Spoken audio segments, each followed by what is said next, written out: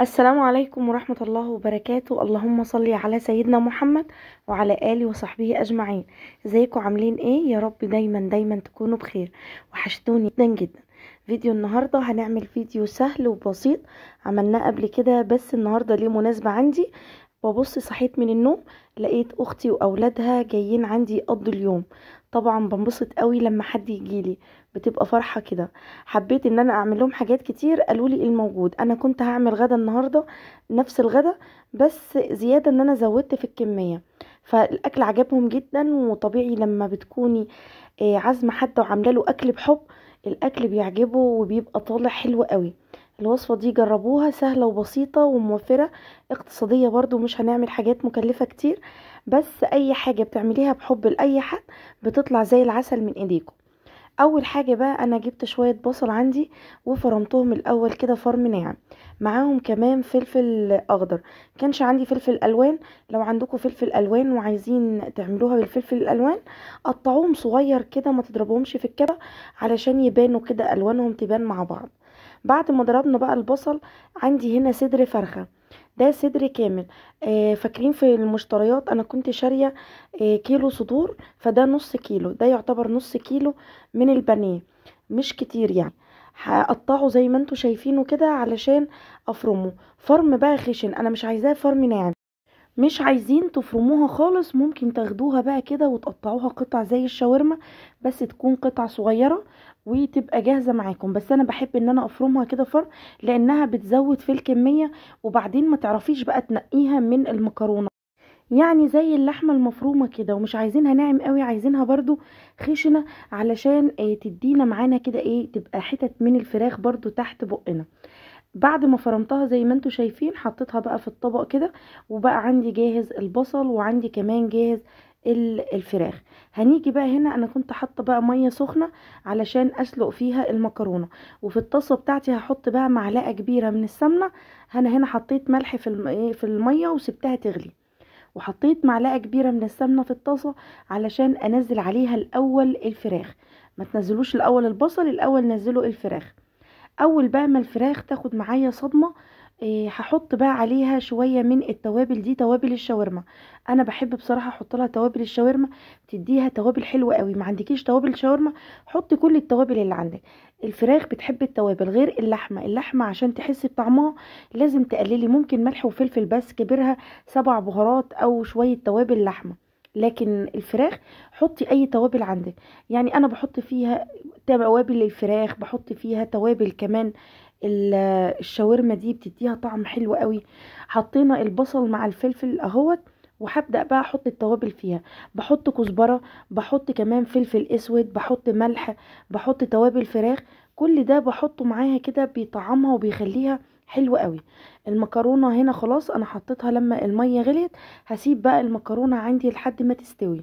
هنا زي ما انتوا شايفين حطيت كمان طماطمايه مقطعه علشان لونها يبقى كمان حلو معايا وتدي تسكيره حلوه. وهنا بقى حطيت التوابل اللي انا قلت لكم عليها، وهكتبها لكم كمان في صندوق الوصف. اول ما تضغطوا على العنوان هتلاقوا صندوق الوصف، اضغطوا على المزيد هتلاقوا بقى كل حاجة عن الوصف.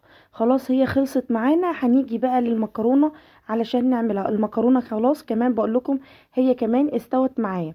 هطفي عليها بقى وهصفيها، مش هشطفها لان احنا عايزينها تلزق كده، مش هشطفها. هنحط كمان بقى بعد في نفس الحلة كده علشان ما نبهدلش مواعين كتير. في نفس الحلة هحط طبعا معلقة كبيرة من السمنة، هحط كمان 5 معالق كبار من الدقيق. حسيت ان الدقيق يعني ناشف كده، حطيت شوية من الزيت. انا بحب الزيت لان الزيت بيخليها حلوة قوي، ما بتبقى مخرفشة كده. فبحط يا تحطي زبدة مع زيت، يا اما شوية سمنة مع زيت. هقلب فيها بقى لحد كده ما الدقيق بتاعي يبدأ ان هو يصفر، ما تدوش لون غامق لا يتحرق معاكم. اول ما هتحس ان ريحته طلعت كمان كده بنحط الحليب. حطيت كمان مرق الدجاج، ممكن تحطي كمان شوربة لو عندك، يعني لو عندك شوية شوربة في الفريزر كده هتحطي بدل المرقة، هتدي طعم حلو قوي. هتخلوه مثلا نص مرقة نص حليب، عايزين تخلوها حليب كلها براحتكم. حطيت هنا كمان شوية جبنة موتزاريلا بقى عشان تدي مطة حلوة كده. لو وصلتوا معايا الفيديو لغاية هنا ما تنسيوش اختكم حبيبتكم بقى في اللايك والشير علشان الفيديو يوصل لأكبر عدد من أصحابكم وأكبر عدد من الناس. واللي لسه ما اشتركش في القناة يشرفني وينورني ويضغط على اشتراك ويفعل الجرس على الكل. محتاجة دعمكم ووقفتكم معايا علشان القناة تتشاف وتوصل لأكبر عدد من الناس. هنا بقى زي ما انتوا شايفين بعد ما عملت البشاميل انا قسمته كده نصين. اخدت جزء كده حطيت فيه المكرونة وزودت شوية علشان المكرونة تبقى جوسي. حطيت كمان من الجزء التاني شوية في القارب، في الاول في ارضية القارب وبعد كده حطيت شوية من المكرونة. هضيف بقى جزء من الفراخ وده زي ما انتوا شايفين لما بنعملها مفرومة ده الغرض منها انها بتملي معايا القارب، يعني اقل كمية هتعمل مثلا ايه قارب زي ده. يعني لو بصدر واحد بس مش الصدرين اللي انا حطاهم، يعني ربع فرخه هتعمل الصينيه دي وهتاكلي احلى صينيه. والصينيه دي كبيره مش صغيره، دي الصينيه الوسط. بعد ما حطينا المكرونه على الوش هضيف برضو كمان شويه محترمين كده من البشاميل. البشاميل لما بيكون كتير بيبقى حلو قوي، وما تقلوش البشاميل لان هو بيتقل. يعني البشاميل خلوه قوامه يكون خفيف شويه علشان المكرونه تبقى جوسي معاكم، وهو كمان بيتقل يعني لما بيبرد شوية بيتقل. وبما اننا عندنا بقى ضيوف لازم ندلعهم كده، فحطينا شوية جبنة موتزاريلا على الوش كده ودخلناها الفرن. هنيجي للباقي بقى. كان عندي باقي المكرونة لان انا كنت عاملة في حدود كيلو الا ربع من المكرونة. حطيت عليهم الفراخ، يعني قلبتهم مع بعض علشان ياخدوا كلهم من الفراخ. حطيت زي ما انتوا شايفين كده القوارب دي، اي طواجن بقى عندكم يعني طواجن صغيرة فخار. انا حطيت الطاجنين دولت زي ما انتوا شايفين بقى. حطيت المكرونة وحطيت عليهم البشاميل على الوش، وزي ما انتوا شايفين مغرقة كده البشاميل علشان تبقى جوسي، وكان طعمها حلو قوي بجد بجد عجبت الكل وكان طعمها حلو قوي. حطينا كمان شوية جبنة موتزاريلا على الوش وجبت الطاجن التاني. يعني شايفين الكمية دي عملت شوية قد ايه بصدر فرخة، يعني تعتبر صدر فرخة كامل. عملنا عزومة كاملة على طواجن وصينية ما شاء الله. عملت معانا كمية حلوة قوي. عايزين تخلوها كلها طواجن وكل واحد كده ياخد الطاجن بتاعه وزعوها. انا حبيت اعمل صينية كبيرة واعمل كمان الطاجنين دول. ممكن تعملوها بقى كل واحد طاجن صغير كده. هحطها بقى في الفرن تشكشك كده شوية عشان تاخد بس لون من الارضية، وبعد كده احطها تحت الشواية. انا هنا بوريكم المخلل اللي احنا لسه عاملينه في الفيديو اللي قبل اللي فات. يعني المخلل ده بقول لكم شوفوا بقاله يومين وشوفوا لونه عامل ازاي. هو 4 ايام كده بتلاقوه حلو، مع ان انا اكلت منه لاني بصراحة مخلل اللفت هو يومين واحب اكل منه واحب ادوق طعمه كده واستفيد بطعمه. يعني 4 ايام بتلاقوه جميل جدا، ولا بنجر ولا اي حاجة. بس عايزين تزودوا بنجر يبقى تحطوا بنجر الاول في المية. المية لما تغلي تحطوا فيها البنجر وتسيبوها لغاية ما تبرد خالص، وبعد كده تضيفوها على المخلل علشان لونه يبقى حلو وردي ويبقى زي المحلات. بعد ما دخلناها الفرن بقى واخدت وش زي ما انتوا شايفين الجمال والحلاوة دي، بجد بجد كانت طعمة وتحفة. حاجة بسيطة بس مشرفة كده، وكان طعمها حلو قوي الكل عجبته. وانا عملتها قبل كده في القناة، بس ما يمنعش بقى ان انا اعملها تاني لاخواتي حبايبي علشان يشوفوا الطريقة وياخدوا منها افكار جديدة. زي ما انتوا شايفين حاجة روعة روعة روعة. بجد حلوة قوي جربوها.